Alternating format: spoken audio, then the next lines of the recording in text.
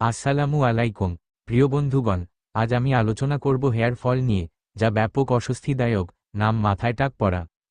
টাক পড়া কি? টাক পড়া বা অ্যালোপেসিয়া হলো মাথার চুল ক্রমশ পাতলা হয়ে যাওয়া বা সম্পূর্ণ পড়ে যাওয়ার প্রক্রিয়া।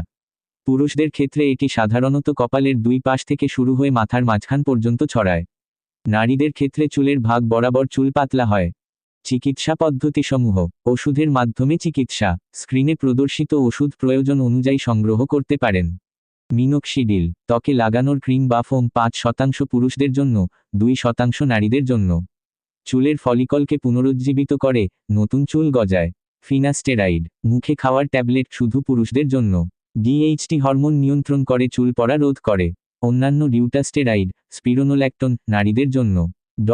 ফিনাস্টেরাইড গর্ভবতী নারীরা স্পর্শ করবেন না, ভ্রূণের ক্ষতি হতে পারে। টাক পড়া নিয়ন্ত্রণযোগ্য, তবে শুরুতেই ব্যবস্থা নিলে সর্বোচ্চ সাফল্য পাওয়া যায়।